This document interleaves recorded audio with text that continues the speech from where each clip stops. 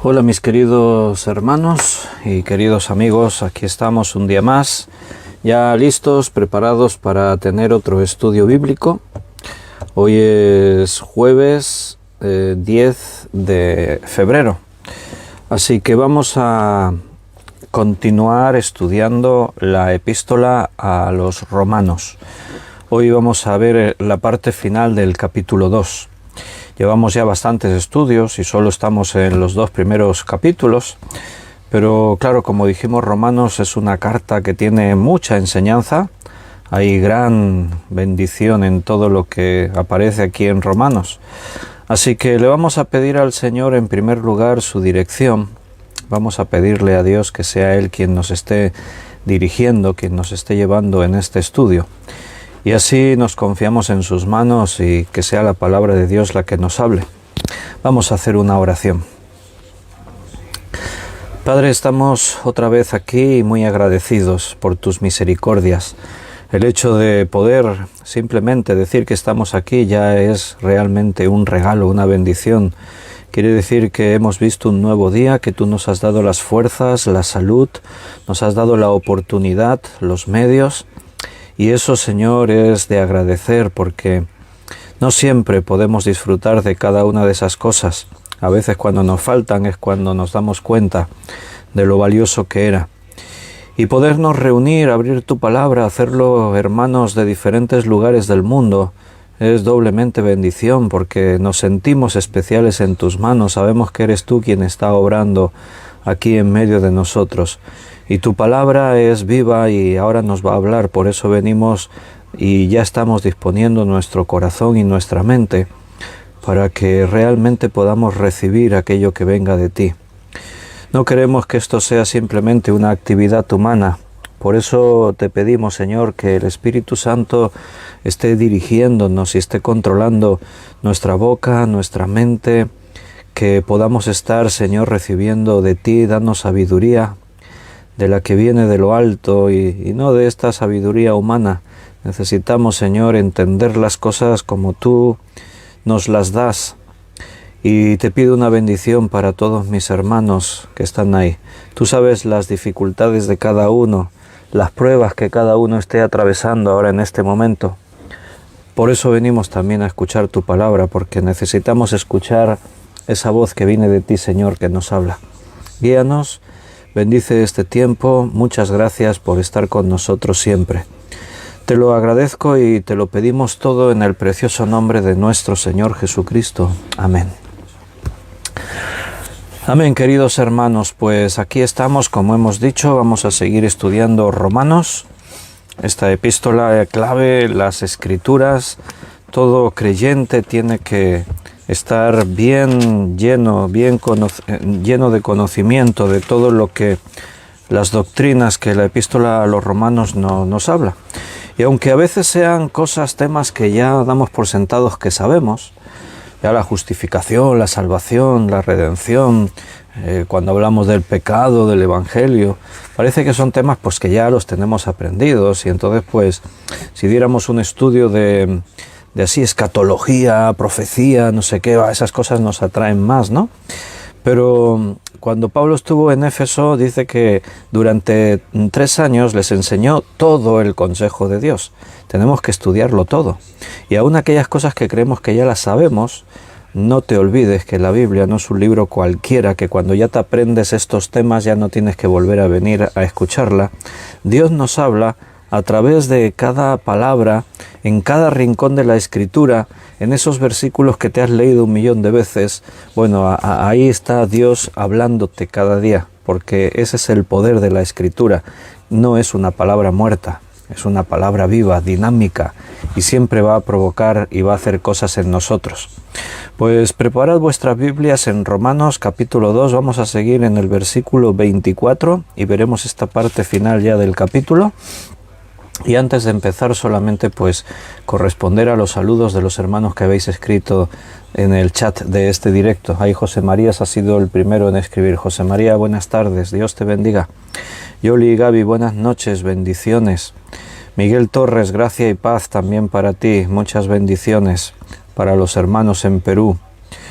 Liliana, David y Daniela, todos la familia, bendiciones, bienvenidos. Ana Rita, muchas bendiciones también para ti. Hola, linda Sal, Dios te bendiga, bienvenida. Beatriz, buenas noches, Beatriz, bendiciones. Paco, Rosario, bendiciones también para vosotros. También ha escrito Carmen Herrera, buenas noches, bendiciones. Juan Bermudo, hola Juan, Dios te bendiga. Ana Karina, buenas tardes. Paola Méndez, buenas noches, Dios te bendiga. Ani, bendiciones, Dios te bendiga, Ani. Bueno, esa es la riqueza del pueblo de Dios, que siendo de muchos lugares distintos, ahora somos todos un mismo cuerpo. A ver si recuerdo todas las nacionalidades que estamos juntos ahora, fíjate, no, somos un grupo, los que han escrito en el chat, hay más gente conectada, pero los que han escrito, habemos españoles, claro, hay mexicanos, ecuatorianos, brasileños, ¿qué más hay por ahí? No sé si algún de Colombia. Es un grupito pequeño y tenemos ahí un montón de variedad de nacionalidades. No todos están en sus países, hay algunos hermanos que están aquí en España, pero sí que hay hermanos conectados de Perú, peruanos, hombre, me dejaba Perú. Está Perú, hay hermanos en Estados Unidos, hay hermanos en Ecuador, en México, de los que están conectados ahora. Y bueno, ha llegado Carmen Reyes, saludos a todos, dice, así que ya que está Carmen, vamos a empezar. Ya estamos todos. Bueno, no, hay algunos hermanos aún que se están conectando, pero vamos a avanzar. Estamos viendo una parte muy importante en la que Pablo está haciendo una gran diferencia entre ser judío y ser verdadero creyente. Y al decir ser judío, ahí aplicamos cualquier tipo de forma religiosa. Pablo habla, no solamente esta palabra es para los judíos, es para todos. Nosotros nos tenemos que ver reflejados ahí. Así que leemos, hermanos, también ha llegado Dolores, ahí nos faltaban de la República Dominicana, ya los tenemos por ahí. Bien, dice versículo 24, porque como está escrito, el nombre de Dios es blasfemado entre los gentiles por causa de vosotros. Bien, fíjate que hay un argumento general en el pasaje que estamos leyendo y después a través del desarrollo de ese pasaje Pablo cita cosas, hace mención de las escrituras, pone ejemplos, utiliza diferentes figuras retóricas. Entonces ahí es donde vamos desgranando un poco, viendo todo lo que aquí el Señor nos está diciendo en su palabra. Recuerda, para que encajemos ahora el contexto de lo que nos está diciendo ahora en el versículo 24, estaba hablándole al judío, al religioso, que bueno, pretende tener una apariencia, pero resulta que lo que dice no lo hace. Predica y lo que predica él no lo cumple. Tiene apariencia, cumple algunas cosas, pero falla en otras, en algunas muy importantes. Y entonces así llega a lo que hemos leído. Porque como está escrito, el nombre de Dios es blasfemado entre los gentiles por causa de vosotros. Probablemente, aunque no está del todo ahí bien definido, pero probablemente Pablo está haciendo referencia, no lo cita literalmente, pero seguramente está haciendo referencia a Isaías, capítulo 52, versículo 5. En eso coinciden algunos maestros, algunos eruditos. Dice en Isaías 52, 5, y ahora, ¿qué hago aquí? Dice Jehová, ya que mi pueblo es llevado injustamente, y los que en él se enseñorean lo hacen aullar, dice Jehová, y continuamente es blasfemado mi nombre todo el día. Está hablando de Israel en el cautiverio. Israel ha sido llevado cautivo por pueblos extranjeros. Y en ese contexto el Señor utiliza una pregunta retórica. ¿Y qué hago aquí? Dice Jehová, ya que mi pueblo es llevado injustamente. Ahora, para poner todo esto en contexto, deberíamos estar bastante rato, no es la intención, solamente aclarar alguna cosita. Quiero recordar que son llevados cautivos, dice Dios, injustamente, pero al decir injustamente tiene que ver tanto con los que los llevaron cautivos como con ellos mismos que han sido llevados cautivos. Porque no olvides que Dios venía años y años, años tras años, advirtiendo a su pueblo que si no os volvéis a mí, si no obedecéis mi palabra, si no estáis en mis caminos, os ocurrirá esto, seréis llevados cautivos. Entonces, lo que está ocurriendo, el principal culpable es Israel mismo. Dios permite que sus enemigos los lleven cautivos, porque lo que Dios hace cuando tú y yo le dejamos a Él a un lado y tomamos la iniciativa para dirigir nuestra vida sin contar con Dios, Dios lo que hace es que da un paso atrás y nos deja adelante. Porque Dios nos enseña de nuestros errores. Dios respeta nuestra libertad, nuestro libre albedrío. A veces nos encontramos metidos en problemas en nuestra vida, en el mundo, nos vemos en situaciones que no esperábamos que nos llegasen y nos enfadamos contra Dios. Nos volvemos contra Dios y le exigimos que nos dé explicaciones. ¿Por qué me tiene que ocurrir esto? Yo que estoy haciendo esto y esto por ti. Como si de alguna forma el hecho de que yo haga 2 o 3 cositas para Dios, ya Dios está en deuda conmigo. Mira, jamás podré igualar todo lo que Dios me ha dado. Dios nos ha dado la salvación, lo más valioso que tenía su Hijo Jesucristo. Por mucho que nosotros hagamos, en ningún momento podemos pretender que Dios nos dé las gracias. Bien, buen siervo y fiel es lo que Dios te puede decir. Sobre poco has sido fiel, sobre mucho te pondré, entra en el seno de tu Señor. Lo que tenías que hacer hiciste. O sea, si hacemos algo para con Dios es nuestro deber, es nuestra obligación, no para decirle, Señor, me debes a cambio del favor que yo te hice. Nosotros no le hacemos favores a Dios, Dios lo hace todo por nosotros. Entonces, el pueblo de Dios ha sido llevado cautivo y ahora en su cautividad, este versículo tiene mucho trasfondo, porque ¿qué quiere decir? Y los que en él se enseñorean, lo hacen aullar, dice Jehová, y continuamente es blasfemado mi nombre todo el día. O sea, no sé si estás entendiendo el versículo, yo te lo explico así con otras palabras. Han llevado cautivo al pueblo de Dios. Los enemigos los afligen, se enseñorean sobre ellos. Y ellos aúllan, el pueblo de Dios aúllan, continuamente blasfemando el nombre de Dios. ¿Vale? ¿Ahora se entiende? Si lo leyeses en otras versiones, pues lo tendrías mejor explicado, pero ahora no perdemos tiempo. Entonces, lo que aquí está diciendo el Señor, está reclamando a su pueblo, está como levantando un grito al cielo, que el nombre de Dios es blasfemado por el propio pueblo en medio de los inconversos. Eso es en general. Tú sabes que dentro de lo general, el pueblo de Dios, entre lo general, la iglesia de Cristo, se actúa a veces de una forma, pero en lo general es una cosa, pero Dios siempre tiene a unos pocos. Pero tengo unos pocos en medio de ti que no han negado mi nombre, que no han blasfemado mi nombre. Tú siempre tienes que intentar ser uno de esos pocos. No te dejes llevar por la frialdad, la religiosidad, la hipocresía de la mayoría de la multitud. Sea auténtico. Tienes que tener marca, la marca de Dios en tu vida, identidad propia. No somos de este mundo, aunque vivimos aquí, no somos del mundo, somos ciudadanos del reino de los cielos y eso se tiene que notar. El Señor es nuestro Dios, es nuestro Señor. Se tiene que notar que Él mora en nuestra vida, el Espíritu Santo está dentro de ti. Entonces, teniendo en mente Isaías 52:5, lo que estamos comentando, leemos otra vez el 24 del capítulo 2 de Romanos, porque como está escrito, el nombre de Dios es blasfemado entre los gentiles por causa de vosotros.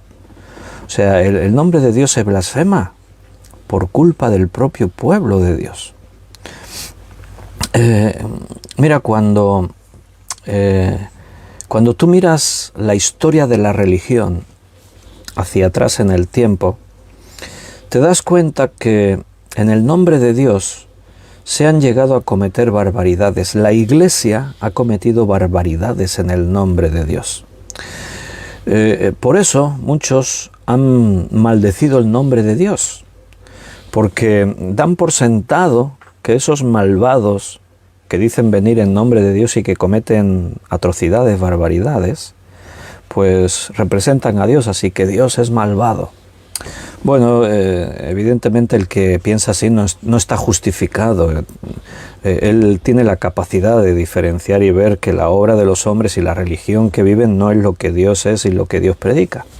Ahora estos días aquí en España se está hablando mucho en las noticias porque se han levantado algunas organizaciones y personas denunciando los abusos sexuales que sufrieron en el contexto de la Iglesia Católica, en colegios religiosos, con actividades que tenían que ver con los religiosos dentro del catolicismo romano.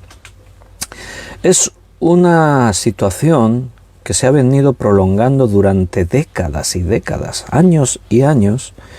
Ha habido abusos, violaciones a niños, a menores, niños y niñas menores de edad, dentro del contexto de todas esas actividades de colegios religiosos, actividades religiosas de todo tipo. Muchas de esas víctimas vinieron denunciando eso durante todo ese tiempo. Pero una de las cosas que ahora van saliendo a la luz es que la propia Iglesia callaba esa situación, escondían lo que ocurría. Eso se ha venido viendo.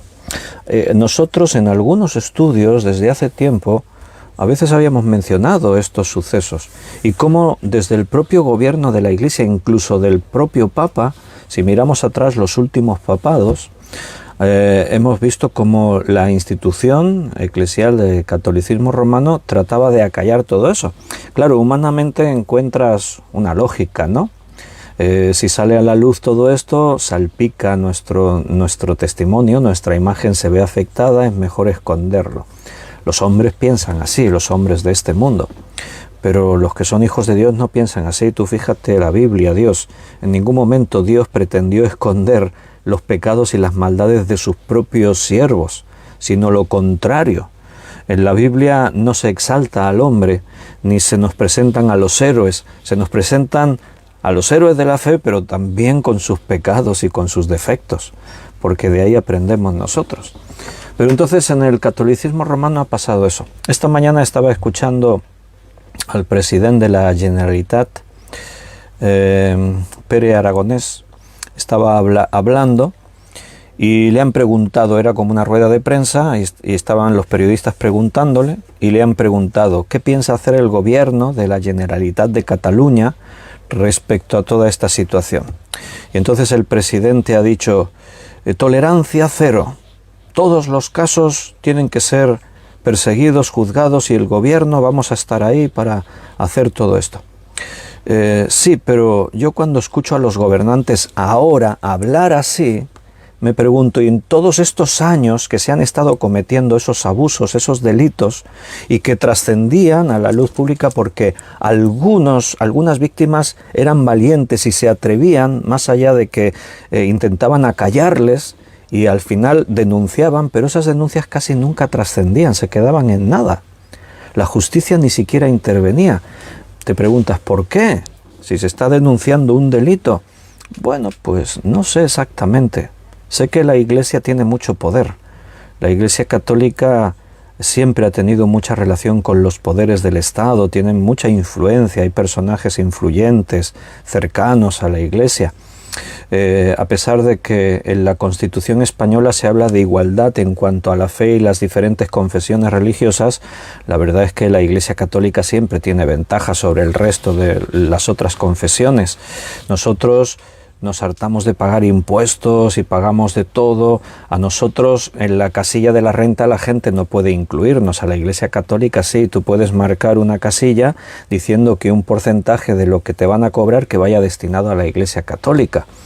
Durante muchos años el sueldo de los sacerdotes y de los clérigos aún venía del propio Estado. Eso ocurrió hace décadas atrás.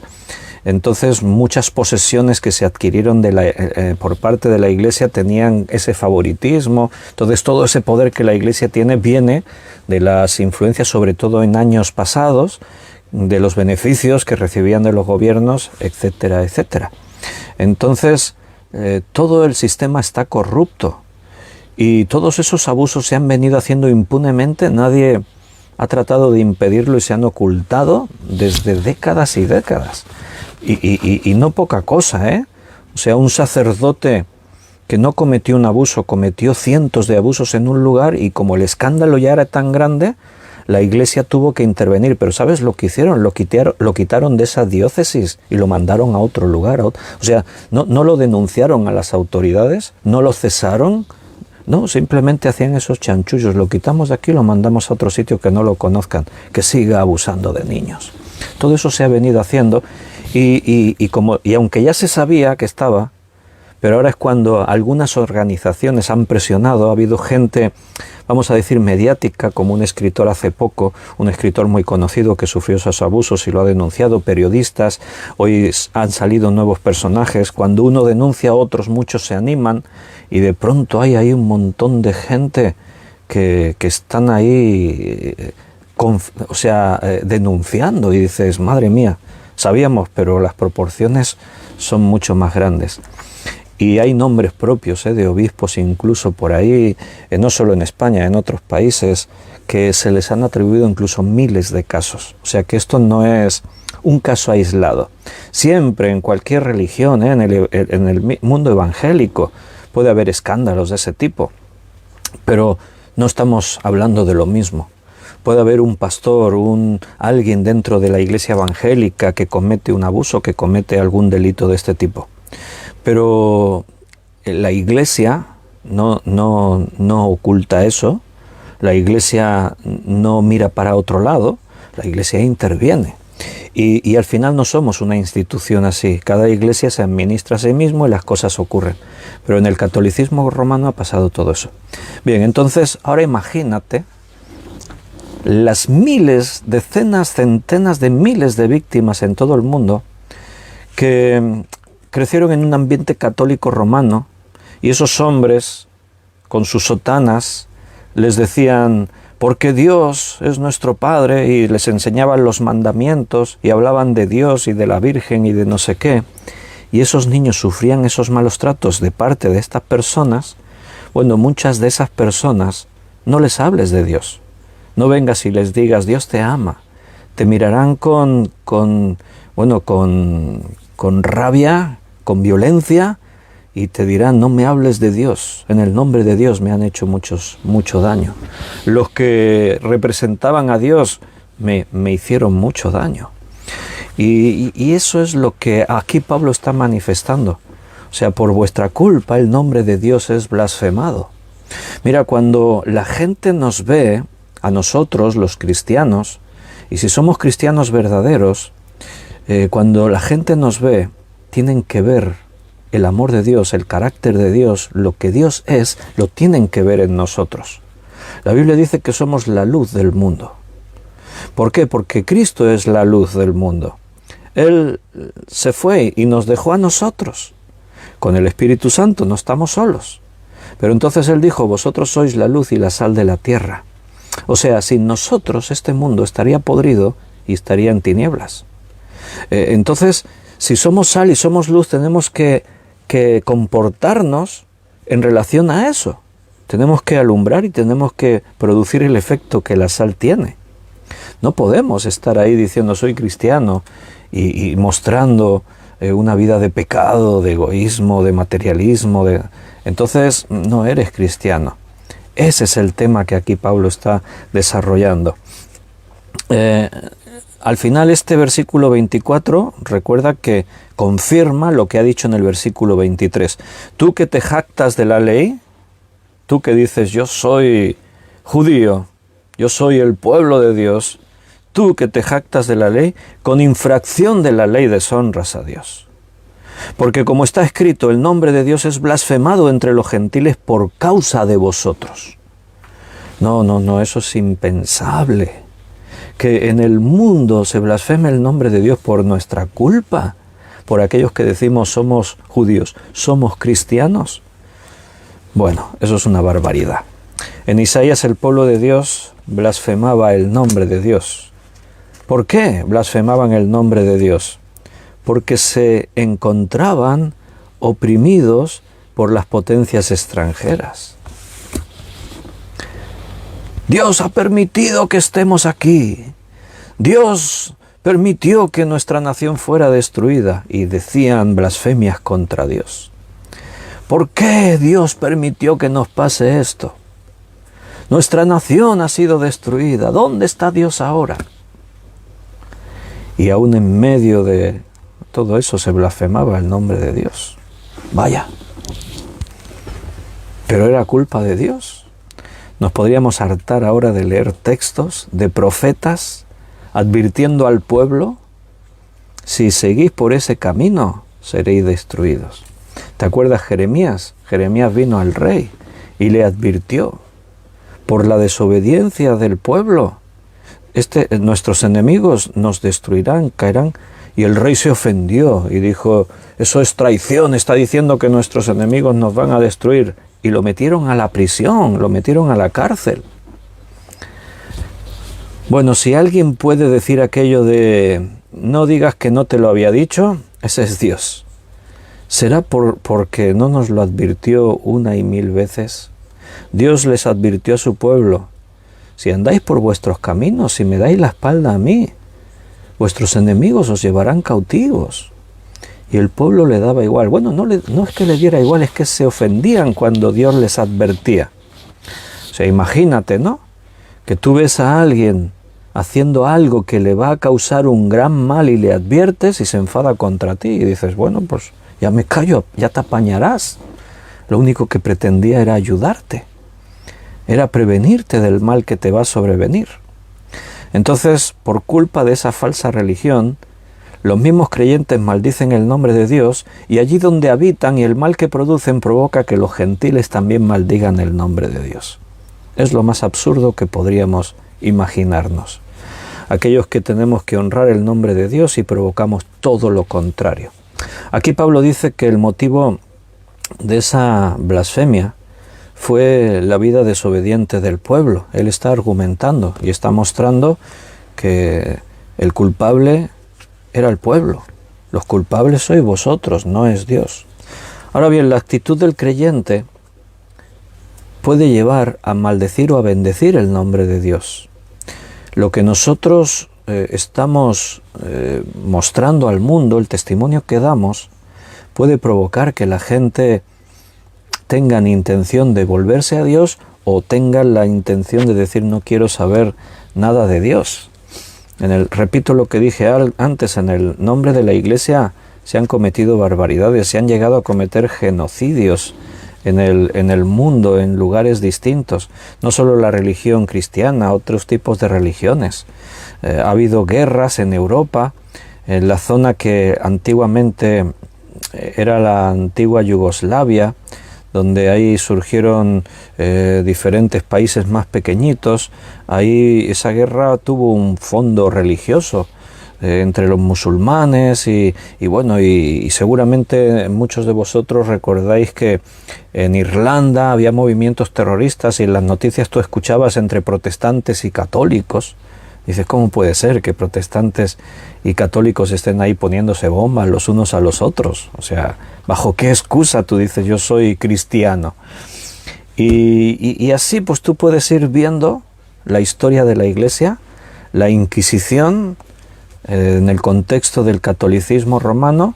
La Inquisición fue la más grande herramienta para la Reforma. Fue una herramienta para la contrarreforma. La Reforma la provocan diferentes personas que dicen: vamos a volver a lo que la Biblia dice, vamos a leer la Biblia, vamos a predicar lo que la Biblia dice, vamos a denunciar la corrupción dentro de la Iglesia. Y la Iglesia se defiende con la contrarreforma, y la principal arma es la Inquisición.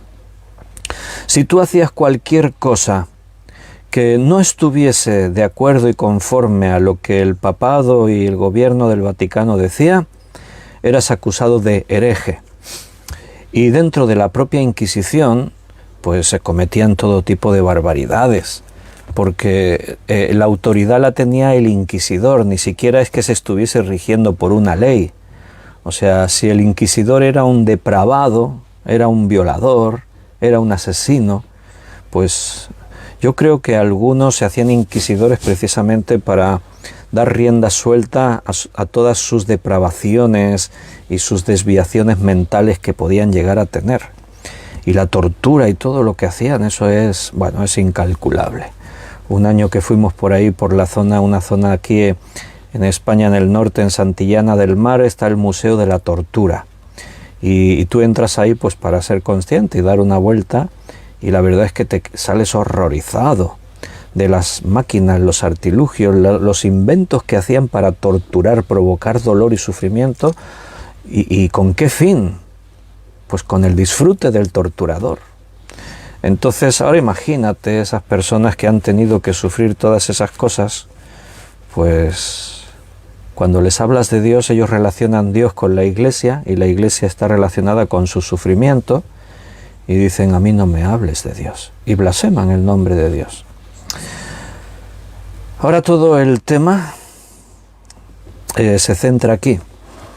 Mirar nosotros mismos. No estamos ahí para juzgar a las personas, juzgamos los hechos, juzgamos las obras, los frutos, pero lo primero es mirar a nosotros mismos. Mirar dónde nos encontramos. Seguramente nadie de los que están escuchando el estudio sea un tirano al nivel de lo que estamos considerando, pero sí que a veces podemos estar dando un mal testimonio, un mal ejemplo de ser cristianos. Podemos estar provocando confusión en las personas que no creen, y doy por sentado que ninguno de nosotros blasfemaría el nombre de Dios. Ya lo doy por sentado, ¿no? Porque aún dentro de aquellos que se llaman cristianos, dentro del mundo evangélico, algunos, cuando las cosas van mal y cuando suceden según qué problemas, aún algunos yo sé que levantan alguna blasfemia a los cielos. Ahora, del versículo 25 al 29, Pablo va a hablar de la circuncisión. Hasta ahora hemos visto el tema de la ley. Por ser poseedores de la ley, los judíos no se van a librar del juicio. Ahora, de la misma manera, Pablo va a presentar y va a demostrar que la circuncisión no produce ningún beneficio en cuanto a la salvación. Yo me circuncidé. ¿Sí? ¿Y qué? Soy salvo. No, estás equivocado. Dios nos dio la ley.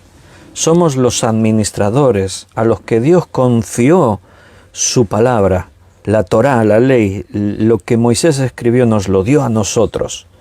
Bueno, ya Pablo ya ha demostrado que eso no te sirve de nada.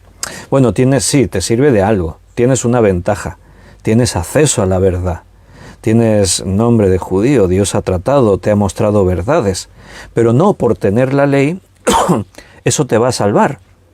En el sentido de la salvación, el decir yo nací en el pueblo, yo tengo la ley, eso no te salva. Y ahora Pablo va a la otra gran cuestión que el judío consideraba y que le llevaba a pensar que soy hijo de Dios, que es la circuncisión. Porque la circuncisión es la señal del pacto que Dios hizo con Abraham. En el otro estudio, la otra serie que estamos tratando, lo vimos hace poco, en Génesis capítulo 17, Dios estableció el pacto con Abraham. Allí por primera vez Dios dice: y circuncidarás tu prepucio. Y eso será señal, la señal del pacto entre tú y yo. Y por tus generaciones, a tus hijos y todos los varones circuncidarán su carne. El otro día vimos en el estudio que cuando nació Isaac, al 8º día, tal como Dios le dijo, Abraham circuncidó a su hijo. Y así todos los judíos se han circuncidado desde entonces, todos los que viven la fe judía. Entonces el judío interpreta que por cumplir con ese ritual ya completa el derecho a ser hijo de Dios. Tenemos la ley, o sea, somos el pueblo escogido, nos hemos circuncidado, todo está hecho. El judaísmo antiguo, el que se fundamenta en este pensamiento, afirmaba que ningún incircunciso, o sea, no, mejor dicho, ningún circuncidado, o sea, el judaísmo afirma que ningún circuncidado, o sea, nadie que se circuncidó, se irá a la Gehenna. La Gehenna es como ellos llamaban el infierno. Esto era un dogma en la declaración del judaísmo. Nadie que se haya circuncidado se irá al infierno. Hombre, fíjate, eso ya es una seguridad, ¿no? Me circuncido y después ya hago lo que me da la gana. Vivo como quiero. Porque si estoy circuncidado, pues ya no me voy al infierno. Bueno, en el mundo cristiano la idea aparece, no evidentemente con la circuncisión, pero sí con el concepto de yo voy a una iglesia, yo soy cristiano, nací en un hogar cristiano, siempre he cumplido, voy a las reuniones, doy las ofrendas, estoy ahí. Entonces yo doy por sentado que todos los que están en las iglesias y hacen eso, pues ninguno se irá al infierno. Bueno, y ahora Pablo va a demostrar que eso es una gran mentira, es un error. Creer eso es una tragedia, porque la circuncisión no sirve para nada si no se cumple la ley, es lo que él va a decir. Y que la verdadera circuncisión que Dios busca no es la de la carne, sino la que se produce en el interior, en el corazón. Vamos a leer el versículo 25 al 27, que es donde ahora Pablo desarrolla esta idea. Pues en la verdad la circuncisión aprovecha si guardas la ley. Pero si eres transgresor de la ley, tu circuncisión viene a ser incircuncisión. O sea, no te sirve de nada que estés circuncidado si no estás guardando la ley. El planteamiento de guardar la ley es el que ya venía anteriormente. Si te quieres salvar, no es porque tengas la ley, es porque la guardas. Has sido capaz de guardar toda la ley, entonces eres salvo. Pero el judío es consciente que no ha guardado toda la ley, que ha cometido transgresiones.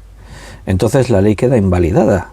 No eres salvo por tener la ley, porque solo podrías ser salvo si la hubieses guardado. Y nadie es capaz de guardar toda la ley. Ahora vamos al tema de la circuncisión y es el mismo planteamiento. La circuncisión aprovecha si guardas la ley, pero si eres transgresor de la ley, tu circuncisión viene a ser incircuncisión. Si pues el incircunciso guardare las ordenanzas de la ley, no será tenida su incircuncisión como circuncisión. O sea, un incircunciso, uno que no es judío, que no se circuncidó, pero guarda la ley. Bueno, pues su obediencia a la ley lo convertiría en circunciso. Es como si se hubiese circuncidado, aunque no lo haya hecho en la carne. Y el que físicamente es incircunciso, o sea, en la carne, pero guarda perfectamente la ley, te condenará a ti, que con la letra de la ley y con la circuncisión eres transgresor de la ley. Bien, aquí hay mucho más de lo que se ve a simple vista y ya verás ahora cuando profundicemos. Porque aquí estamos nosotros representados. Ahora lo vamos a leer, ahora lo vamos a ver, ya ves. Evidentemente, nadie puede guardar la ley. Pero si se pudiera, ¿qué diferencia habría entre un judío y un gentil? Ahora vamos a dar por sentado que algunas personas podrían guardar toda la ley. Y de pronto te encuentras un judío que guarda toda la ley y te encuentras a un gentil que guarda toda la ley. Bueno, pues qué diferencia habría entre uno y otro. Pero aquí Pablo se está refiriendo a alguien, evidentemente. Porque aquí Pablo está utilizando una idea que él va desarrollando por diferentes cartas. Es una de las doctrinas que Pablo desarrolla. Porque es muy obvio que ningún gentil sería capaz de guardar la ley, ni siquiera de conocerla porque no la posee, cosa que el judío sí tiene. Entonces, aquí Pablo está utilizando un lenguaje que leído así te puede parecer un poco confuso, pero cuando lo meditas y como vamos a hacer ahora lo comparamos con otros pasajes en otros lugares que Pablo desarrolla la misma idea, entonces lo vamos a entender muy bien. Mira, vámonos a Efesios capítulo 2, leeremos del versículo 11 al 22. Efesios 2, del 11 al 22, dice así: Por tanto, acordaos de que en otro tiempo vosotros, los gentiles, en cuanto a la carne, erais llamados incircuncisión, por la llamada circuncisión hecha con mano en la carne. Entonces nota que, relacionando esta idea con lo que hemos leído en Romanos, allí está hablando de los que sois de la circuncisión y de los de la incircuncisión. Y está diciendo que los de la incircuncisión son los que vienen a juzgaros a vosotros, ¿vale? Eso es lo que está diciendo allí.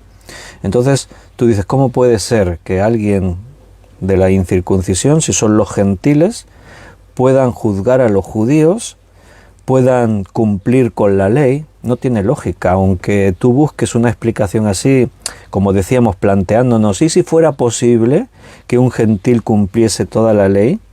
Pero te das cuenta que es un argumento que Pablo no utiliza nunca y un poco absurdo en ese contexto. Ahora, considerando a quién se refiere Pablo cuando habla de los incircuncisos, los que son de la incircuncisión, se refiere a los cristianos, los que en otro tiempo eran incircuncisos, pero ahora han venido a ser de la circuncisión. Dice, en aquel tiempo, estoy en Efesios 2:12, en aquel tiempo estabais sin Cristo, alejados de la ciudadanía de Israel, no erais pueblo, ajenos a los pactos de la promesa, sin esperanza y sin Dios en el mundo. Pero ahora, en Cristo Jesús, vosotros que en otro tiempo estabais lejos, habíais sido hechos cercanos por la sangre de Cristo. Porque Él es nuestra paz, que de ambos pueblos hizo uno, derribando la pared intermedia de separación, aboliendo en su carne las enemistades, la ley de los mandamientos expresados en ordenanzas, para crear en sí mismo de los dos un solo y nuevo hombre, haciendo la paz, y mediante la cruz reconciliar con Dios a ambos en un solo cuerpo, matando en ella las enemistades. Lo que nos separaba, en Cristo nos unió. La ley nos separaba, nosotros no teníamos la ley, no la conocíamos, no la habíamos obedecido nunca.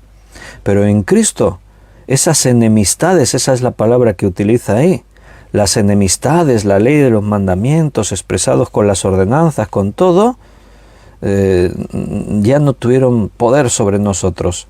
Y en Cristo de ambos pueblos hizo un solo pueblo. Y vino y anunció las buenas nuevas de paz a vosotros que estabais lejos, a los que estaban cerca, porque por medio de Él los unos y los otros tenemos entrada por un mismo espíritu al Padre. Así que ya no sois extranjeros ni advenedizos, sino conciudadanos de los santos, edificados sobre el fundamento de los apóstoles y los profetas. Apóstoles, profetas, circuncisión, incircuncisión, los que estaban bajo la ley, los que no estaban. En Cristo ya no hay esas diferencias, ahora todos somos un pueblo, edificados sobre el fundamento de los apóstoles y los profetas, siendo la principal piedra del ángulo Jesucristo mismo, en quien todo el edificio bien coordinado va creciendo para ser un templo santo en el Señor, en quien vosotros también sois juntamente edificados para morada de Dios en el Espíritu Santo. Mira en Gálatas capítulo 6, versículo 2. Gálatas 6, 2.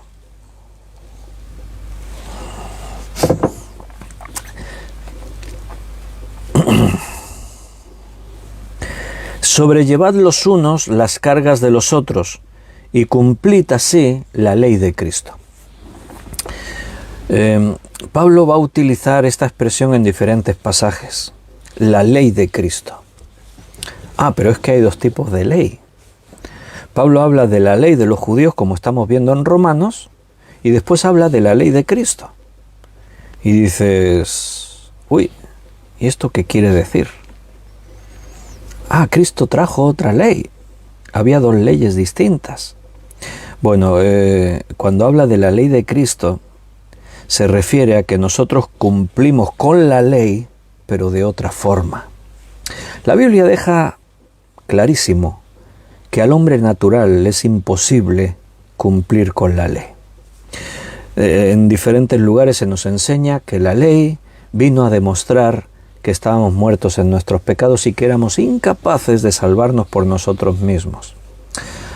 Por eso vino Jesucristo, porque si no nadie sería salvo, todos nos condenaríamos.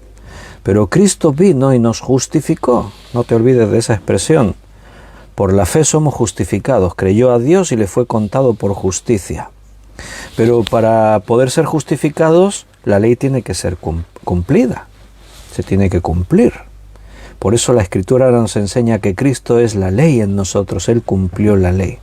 Y nosotros ahora estamos bajo, podríamos decir, estamos en paz en cuanto a la ley.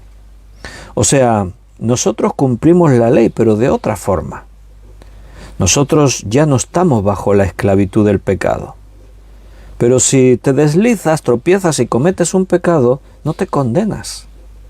Ahora, las obras del cristiano demuestran esa ley que tenemos en Cristo. Recuerda lo que hemos dicho otros días. Santiago dice, muéstrame tu fe por tus obras. Ahí está el cumplimiento de la ley. Por eso Pablo le dice a los Gálatas, sobrellevad los unos las cargas de los otros y cumplid así la ley de Cristo. Ahora Cristo nos manda cosas, hay una ley. Es la misma que estaba escrita. Bueno, no es la misma. Esta ley es más exigente. Pero lo que era imposible antes es posible ahora. Sobrellevad las cargas los unos de los otros. Eso no es fácil, ¿eh? Cada uno tiene sus propias cargas. Yo tengo mis cargas, ¿cómo voy a sobrellevar las del otro? ¿Qué quiere decir eso? Bueno, podías leer todo el contexto de lo que aquí está hablando Pablo. Habla de las obras de la carne y las obras del Espíritu, el fruto del Espíritu. Entonces siempre se muestra lo externo, lo interno. Todo esto tiene que ver con la circuncisión. Hay que aguantar según qué cosas de los hermanos. Hay que apoyarles en sus necesidades, compartir de lo que tenemos con otros. Y así estamos cumpliendo con la ley de Cristo. La misma idea, mira ahora en 1 de Corintios capítulo 9. 1 de Corintios capítulo 9.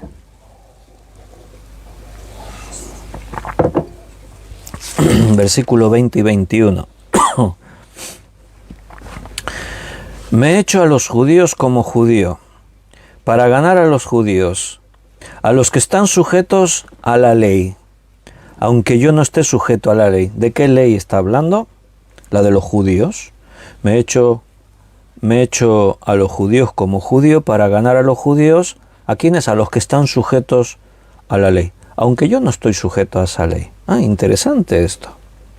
Pablo dice que él no está sujeta a la ley de Moisés. Espérate, vamos a seguir leyendo. Como sujeto a la ley para ganar a los que están sujetos a la ley. Y a los que están sin ley, como si yo estuviera sin ley, no estando yo sin ley de Dios, sino bajo la ley de Cristo, para ganar a los que están sin ley. Estos juegos de palabras, como los que estamos viendo en Romanos, ¿no? A veces pueden liar un poco, pero si lo lees detenidamente se entiende. O sea, Pablo dice, yo no estoy sujeto a la ley de los que están sujetos a la ley de los judíos. Yo no estoy sujeto a la ley. Ahora bien, me hago a ellos para ganarlos. Igual que me hago a los que viven sin ley, aunque yo no estoy sin ley, aclara Pablo. O sea, yo me hago a cada uno, pero yo estoy bajo una ley. ¿Qué ley? La ley de Cristo, para ganar a los que están sin ley. Entonces, ¿notas cómo Pablo habla de la ley de los judíos y la diferencia de la ley de Cristo? Está mostrando dos tipos de ley.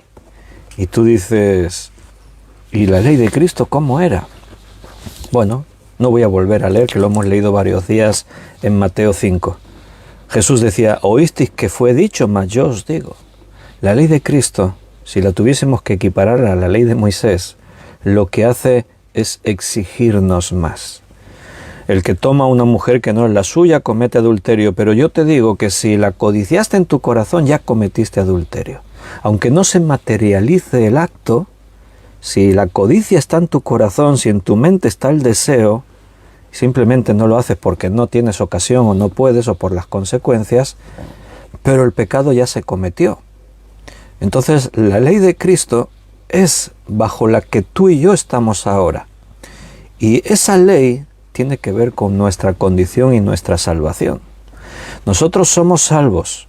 Hemos creído en Jesucristo como nuestro Salvador personal y al hacer eso han ocurrido cosas grandiosas. Hemos nacido de nuevo. Se ha producido una transformación en nosotros. Al nacer de nuevo, hemos adquirido una nueva naturaleza. El apóstol Pablo, el tema de la naturaleza, del ser, del creyente, está muy bien desarrollada. La naturaleza es aquello que determina lo que somos. Según tu naturaleza, tú eres. Un perro se comporta como perro, esa es su naturaleza. Un cerdo se comporta como cerdo, esa es su naturaleza. Uno que no cree se comporta como un ateo, como uno que no cree. ¿Por qué? Porque esa es su naturaleza. No puedes pretender jamás que un perro se comporte como gato, que un cerdo se comporte como mono, que un ateo se comporte con principios como alguien que cree. Ahora bien, el que cree se tiene que comportar según su naturaleza. Si eres hijo de Dios, tu carácter tiene que reflejar el carácter de Dios en tu vida. Esa es la ley a la que Pablo está aludiendo. Ahora tú has nacido de nuevo. Dios ha hecho una obra en tu vida. Te ha capacitado con cosas que antes tú no tenías. Antes éramos esclavos de la ley. Pablo en Romanos va a ir evolucionando, va ascendiendo y va a llegar al capítulo 7 y ahí va de una forma muy clara, va a decir esto. La ley del pecado que mora en mí me llevaba cautivo a hacer lo que yo no quería. Pero en el capítulo 8 Pablo va a decir, pero ya no hay condenación para los que no andamos conforme a la carne, sino que ahora andamos conforme al Espíritu. Notas conforme, la forma, la naturaleza, el carácter de cada uno. Entonces ahí estamos bajo la ley de Cristo ahora. Una ley que nos da la salvación sin tener que ver con nuestras obras, pero una vez que nos ha dado la salvación, exige que demostremos con nuestras obras que somos salvos. Mateo capítulo 12, versículo 41 y 42. Mateo 12, 41 y 42. Los hombres de Nínive, son palabras de Jesús, ¿vale? Los hombres de Nínive, decía Jesús, se levantarán en el juicio con esta generación y la condenarán, porque ellos se arrepintieron a la predicación de Jonás. Y he aquí más que Jonás en este lugar. La reina del sur se levantará en el juicio con esta generación y la condenará, porque ella vino de los fines de la tierra para oír la sabiduría de Salomón, y aquí más que Salomón en este lugar. Jesús pone dos ejemplos, la reina de Saba, la reina del sur, y los habitantes de Nínive. Jonás no quería ir a predicar a Nínive. ¿Por qué? Porque Jonás conoce que el corazón de Dios es misericordioso. Y si los de Nínive se arrepientan, Dios los va a perdonar. Fíjate la mentalidad de Jonás, qué misericordioso, ¿eh?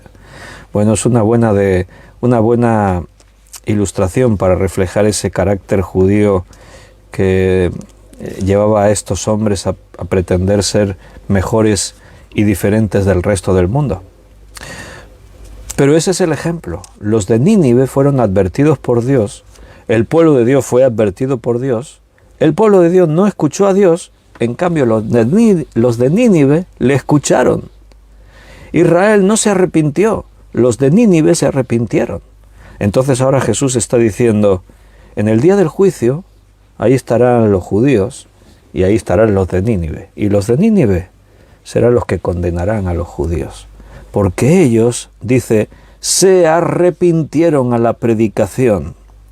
Jesús le está hablando, si miras el contexto, a los fariseos, a los escribas, a los judíos, que dicen, tenemos la ley, estamos circuncidados, somos el pueblo de Dios. Somos hijos de Abraham. Y Jesús, ahora Pablo, ¿de quién crees que aprendió? De Jesús. Jesús está argumentando lo que Pablo después va a seguir argumentando en sus cartas.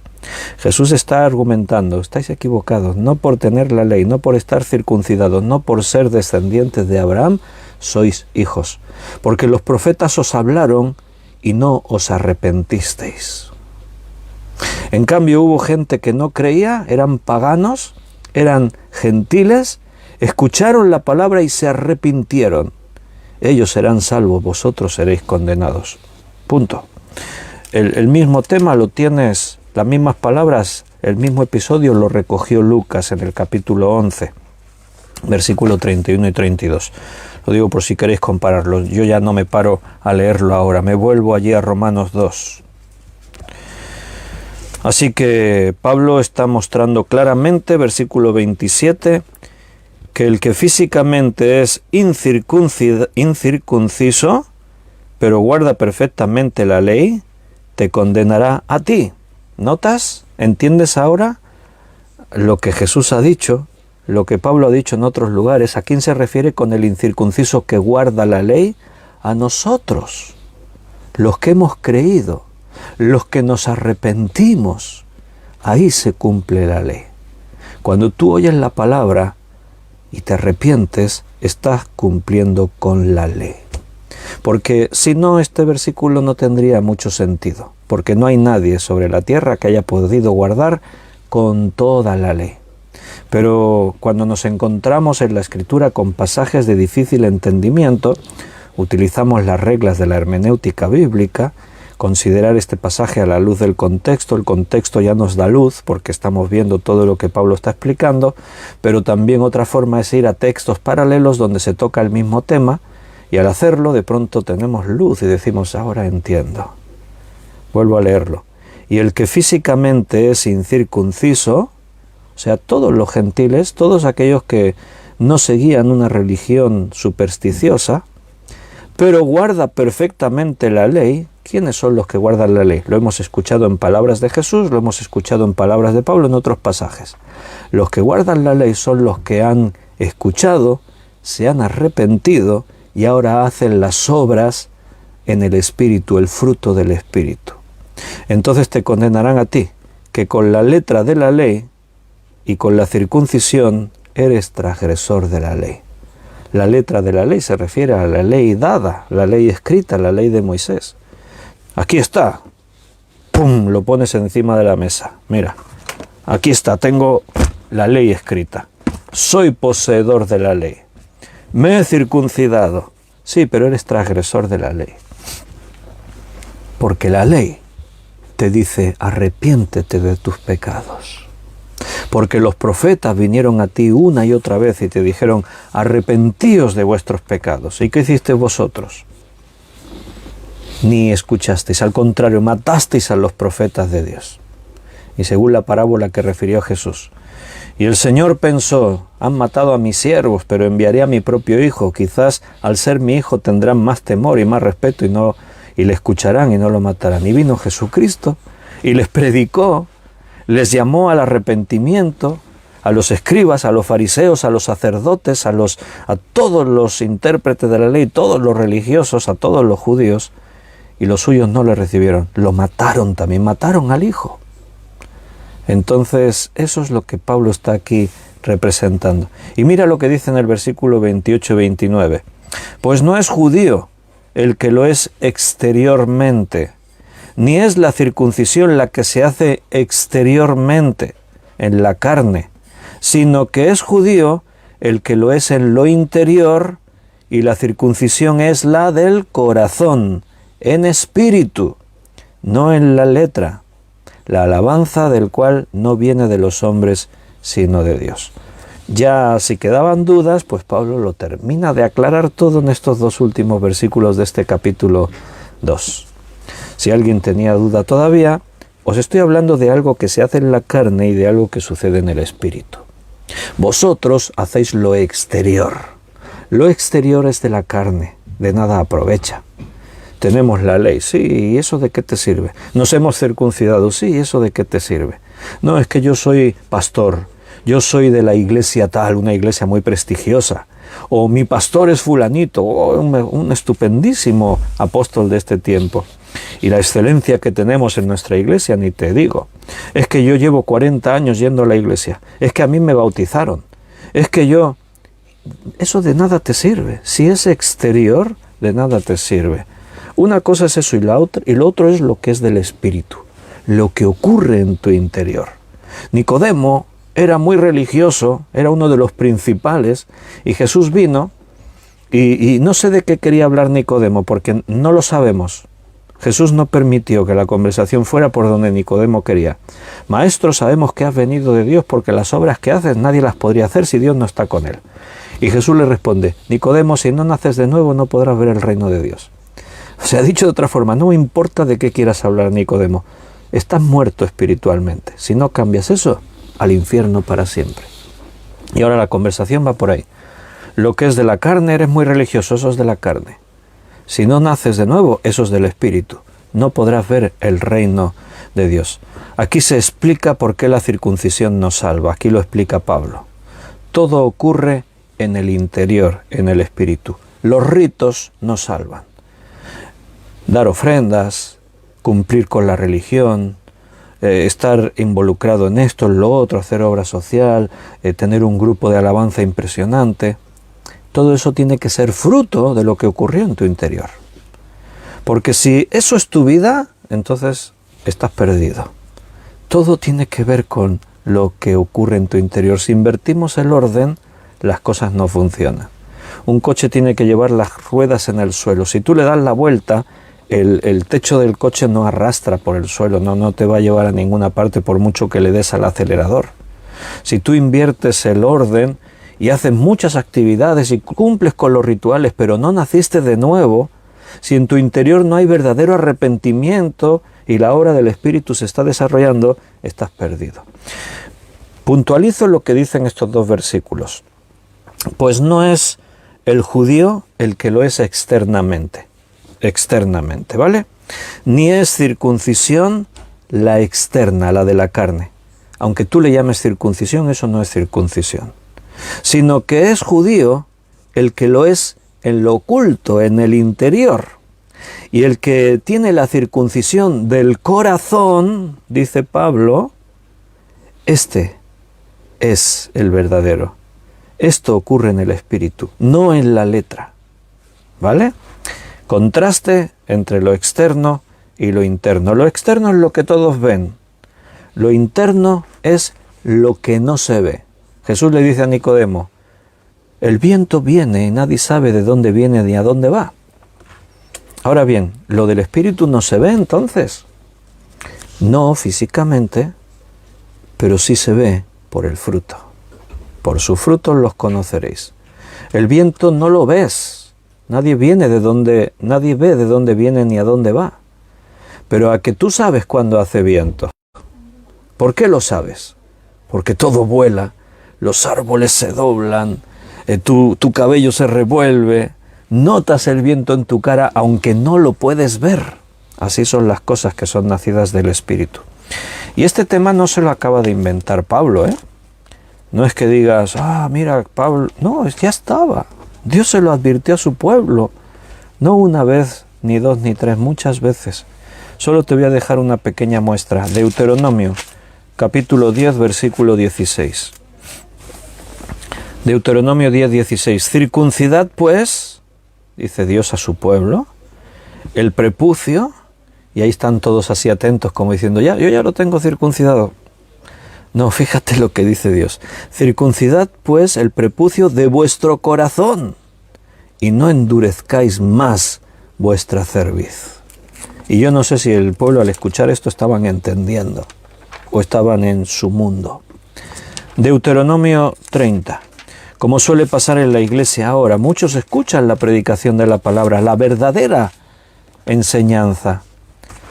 Pero yo me doy cuenta, muchos escuchan una predicación, un estudio como el que estamos dando y los ves ahí así como escuchando. Pero ya según sus caras yo me doy cuenta cuando nos estamos viendo y estoy pensando, este no está entendiendo nada. Y cuando acaba la predicación, el estudio, lo que sea, y después ves que cada uno se va a su vida, se confirma, este no entendió nada. Sigue con sus cosas, está en la carne. Lo que le preocupa es la excelencia del mundo. Y mira, este predicador sí que es un buen predicador porque le contenta los oídos y le habla de cosas fantásticas y le hace reír. Deuteronomio 36.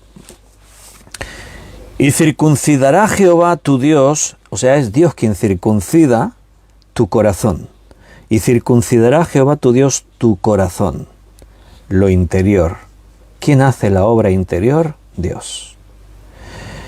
Y el corazón de tu descendencia, para que ames a Jehová tu Dios con todo tu corazón y con toda tu alma, a fin de que vivas. Este gran mandamiento lo repetía Israel constantemente a los hijos y los hijos a sus hijos.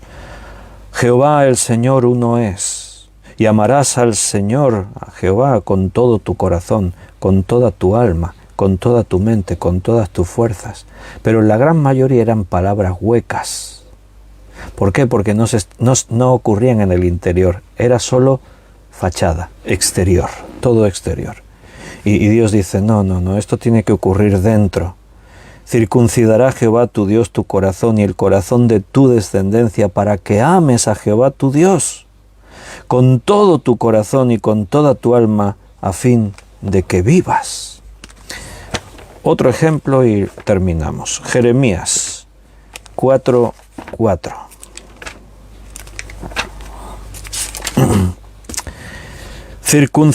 Circuncidaos a Jehová y quitad el prepucio de vuestro corazón, varones de Judá y moradores de Jerusalén. No sea que mi ira salga como fuego y se encienda y no haya quien la apague por la maldad de vuestras obras. En otro lugar el profeta también dice, porque Jehová quiere la circuncisión de vuestro corazón, no la de vuestra carne. Y fíjate la forma de decirlo, circuncidaos a Jehová. O sea, el judío tiene muy claro, la circuncisión es en la carne. No, circuncidaos a Jehová, quitad el prepucio de vuestro corazón, o sea, el pecado, cortad, arrepentíos. Pero el pueblo escuchaba y no escuchaba. El que tiene oídos, oiga lo que el Espíritu dice a las iglesias. No siempre el que está escuchando entiende. No siempre hay discernimiento espiritual. No me estoy refiriendo a la madurez, de que es que yo soy más joven en la fe. El otro día ya lo dije, no te preocupes, hay cosas que no las entiendes. Quédate con lo que estás entendiendo y ya irás aprendiendo más y más. Estoy hablando con el carnal, aquel que es religioso pero no experimentó en su interior el cambio. El que experimentó el cambio ya va entendiendo. Dios va haciendo su obra en él y esa obra no se detendrá. Seguirá y seguirá. Ahí estamos un buen ejemplo, una buena representación, el grupo que está escuchando cada día, hoy, este estudio. El Señor sigue haciendo la obra en nosotros. Temas que sabemos, pero que Dios nos vuelve a hablar, nos da más claridad, nos muestra perspectivas distintas, nos lleva a la reflexión, a decir, vale, ¿y yo dónde estoy? Ahí vamos a seguir. Por hoy terminamos, queridos hermanos, porque se nos ha hecho el tiempo, así que nos vamos a despedir ya. Mañana será viernes. Y como todos los viernes, si Dios lo permite, nos encontraremos 2 horas antes de lo habitual, estaremos a las 6 de la tarde. Viernes, 6 de la tarde, estudiaremos hermenéutica bíblica. Vamos a meternos ahí otra vez en la Escritura y ver qué es lo que Dios tiene que decirnos. Estamos en las manos del Señor, así que Él tiene que permitirlo y llevarnos para que esta obra siga siendo su obra, no la nuestra. Un abrazo muy fuerte, queridos hermanos, que terminéis de disfrutar y pasar este día jueves lo mejor posible, guiados y bendecidos por Dios, y hasta mañana, si Dios quiere.